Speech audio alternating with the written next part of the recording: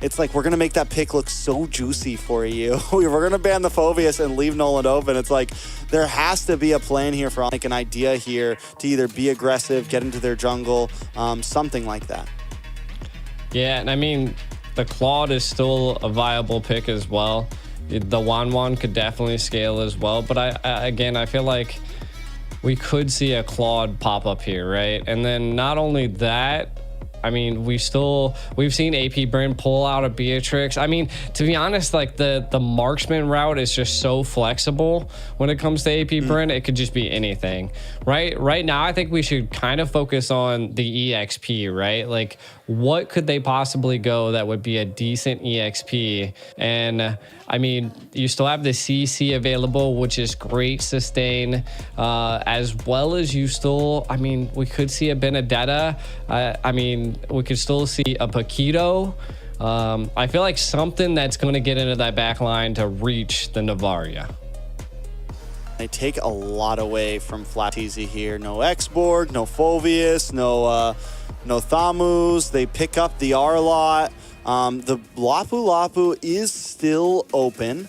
Clint ban comes from AP Bren. I think Lapu could we know that AP Bren has kind of fallen to that pick before. It's definitely something we could see Flapteezy pick up here. The Paquito is also still open. So definitely still plenty of options for AP Bren. And both of those picks kind of give what you were talking about, getting into the back line, ways to target down onto Sans, who's going to be on this Novaria most likely. Yeah. So seeing what Onyx going to pick up here, the CC. Okay. All right. I like it. So it's going to be a Roam R-Lot. Roam R-Lot. Yeah. Yep. I mean, the R-Lot in the roam position is probably the key right now. And again, but I think AP Bren's kind of got that in the bag. It's going to definitely be, it's going to come down to strategic positioning here, right? We're going to have to see the R-Lot just be in those key places to be able to catch the Nolan, to catch the Harith, right? And what? Glue. Yo, Glue boy. first time in the tournament? First time. Here's a pocket pick. Is it something that they think can deal with the CC here? How's it going to be able to handle it? It's another one that can also kind of get to the back line, cause mayhem. I'm not completely against it. I'm kind of a fan of the glue. I'm kind of sad that it fell off the meta. I think it's an interesting pick. And now there's your Claude. Going to be locked in for Onic. Vexana for the side of AP Bren. It's only game one and the draft is already interesting, and we thought nothing less of these two teams who are never scared to pick something a little bit outside of the meta. This is awesome, right? This is what I was saying. Like, the teams probably had that, like, the rabbit in the hat, and maybe it's glue. Maybe it's like no one's ever tried him. Maybe he's going to absolutely dominate in the Land of Dawn, and anybody can do it. It's going to be AP Bren, right? Again, we're going to be getting into it. I'll let you lead the way, Trex. All right, Games of Future Grand Finals for Mobile Legends is about to begin.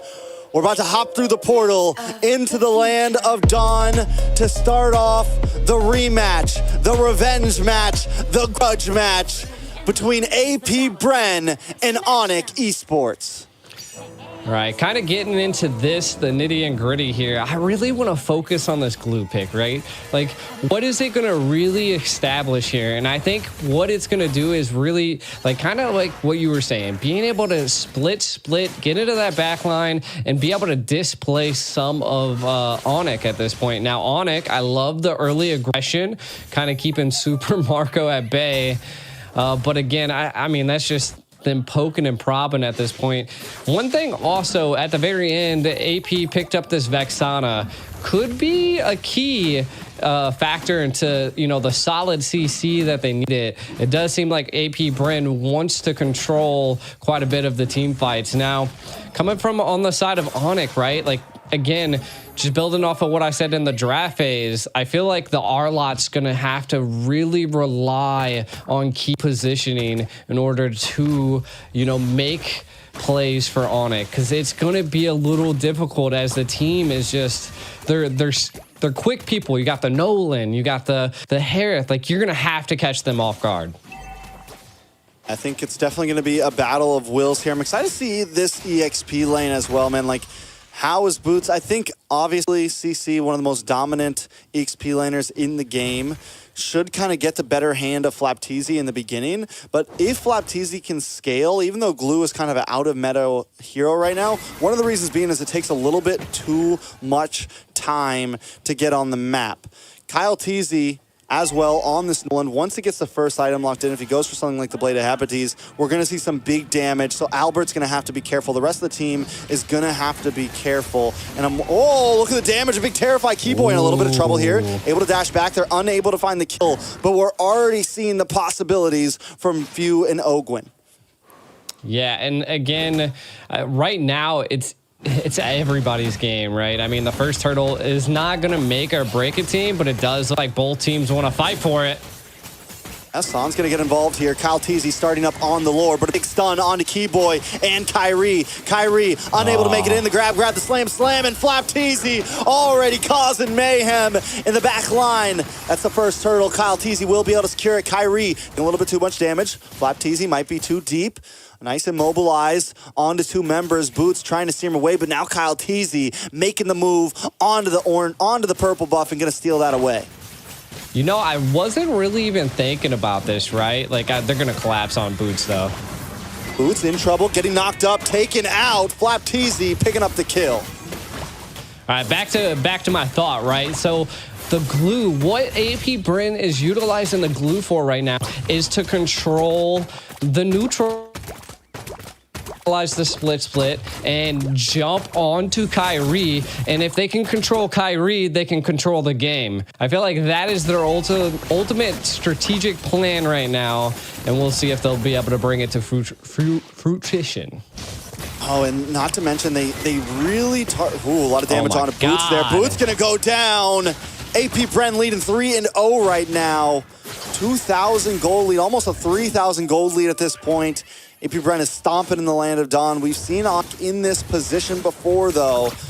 But what they're going to need to try to turn things around is some big sets, some big plays. Albert still in the game, hasn't gone down, but with AP Bren taking away that tier 3 this early, Flapteezy is going to be able to move around the map so much more. Yeah, the CC is having such a tough time with the glue, the sustainability that he brings. They've already taken all the gold plating and the tower, which is what really is scaling them right now. If AP is able to keep this up, Onic is going to have to find a response. And I feel like, again, the response is going to come down to Keyboy's positioning, and we can already see the burn from Kyle Teasy. No. That's disgusting, bro. This is looking a little rough. It's 4-0, 4,000 gold lead, 4.5 minutes in. That's about 1,000 gold a minute right now for AP Bren. Onic unable to even get close to him. Ogwyn, just look at the micro steps that he's doing here. They're gonna roam up and they're gonna take all of the gold plating off this tower and probably the tower itself. This is huge for AP Bren. Onic, they have to find responses somewhere, and there's no jungle left. Man, again, it could be anybody's game, but the snowball effect is definitely in place for AP Bren.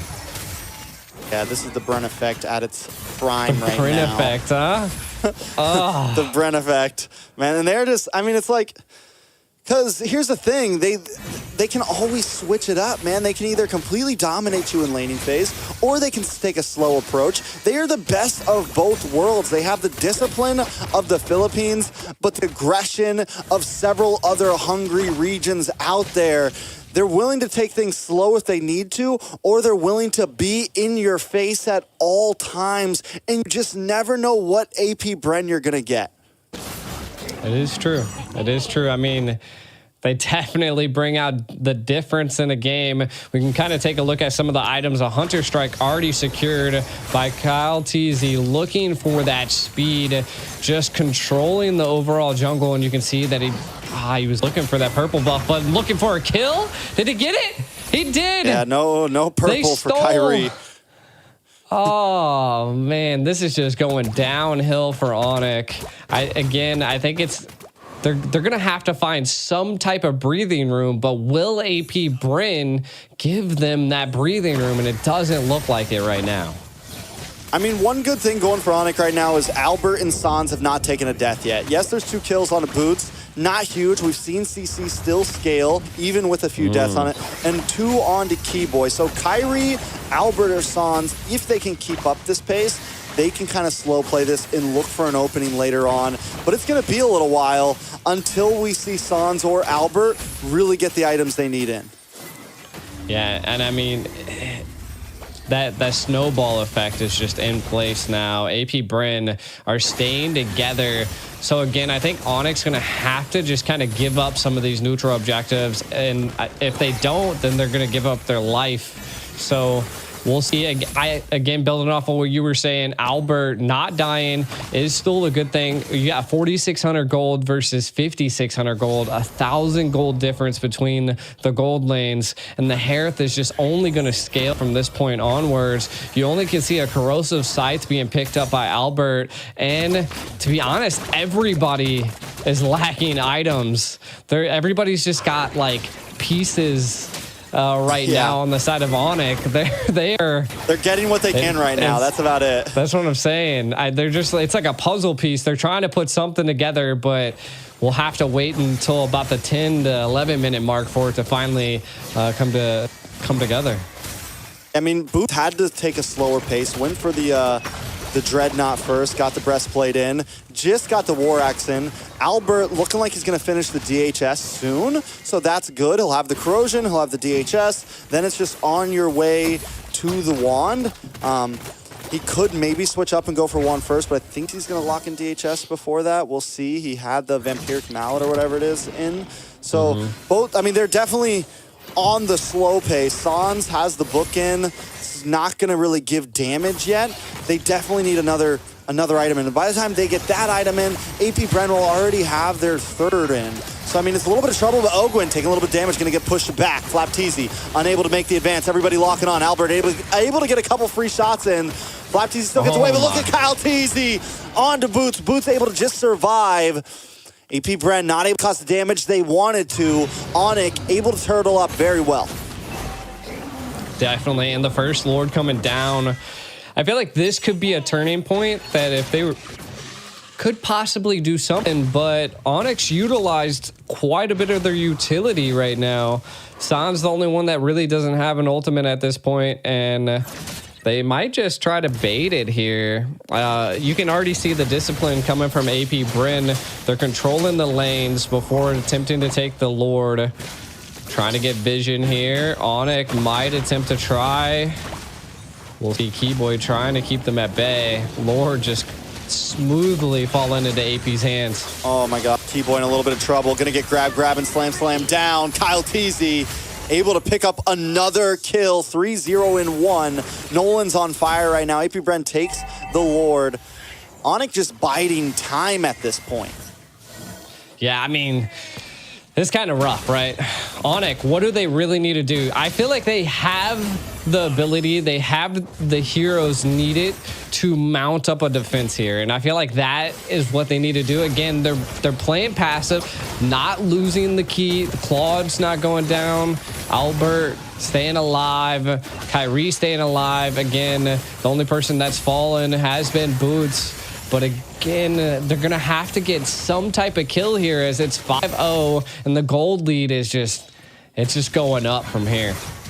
Yeah, good call by Sans there. Sends a Meteor to check that bush and finds Kyle Teasy, forcing him back a little bit. Flap Teasy under the towers, though, taking a lot of hits to the face. Okay. A lot of damage on Ogwyn as well. Onic now to defense of the Appraiser's Wrath. Finally puts a kill on the map for Onic. Albert into the back line with a blazing duet, looking for Super Marco. Super Marco drops him on Force, able to also get some more poke off, but Onic does defend without losing an inhibitor. This is what I was saying, right? Like Onic, they have the heroes needed to defend, right?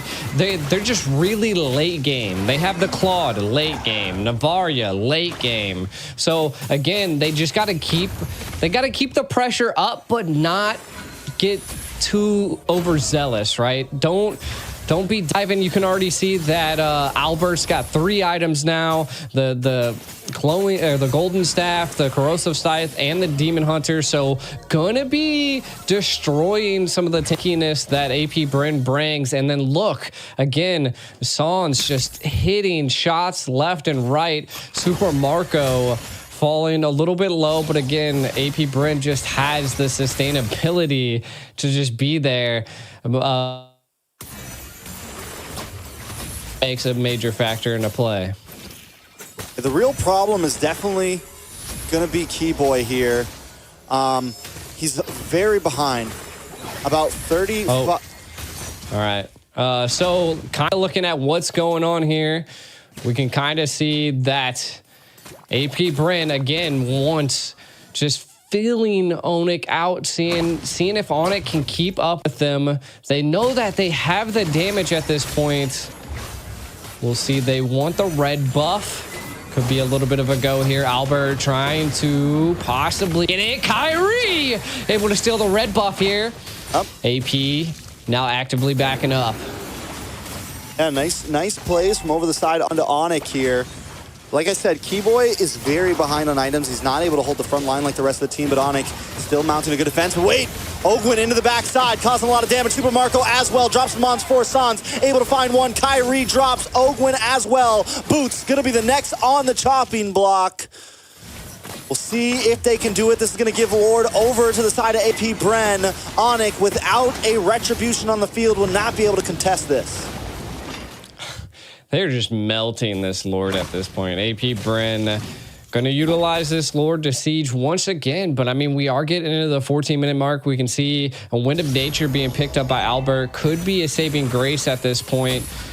Navaria has the burn, has the damage, and we can kind of see CC picking up the War Axe as well. So they are gearing up. They are getting the equipment that they need to counter AP Bren. So it's just a matter of that AP Bren has just put so much pressure onto Onic. Can they keep this defense up? Can they keep their castle alive? I mean, if any team can defend with a 12,000 gold deficit, it's definitely Onic. But I don't think AP Bren wants to let it happen. Keyboy falls. Kyrie might just be the next Kyle Teasy, able to pick up the kill. Albert with a Blazing Duet, able to lock on a little bit of damage, clear the waves with the Lord still coming on the top side. AP Bren gonna try to mount the attack to a different angle. Flap Teasy taking a couple shots to the face, but he's okay. Kyle Teasy onto the backside. Lord finally connects. Boots immediately destroyed, along with the rest of the team, and AP Bren takes game number 1. Definitely quite the game.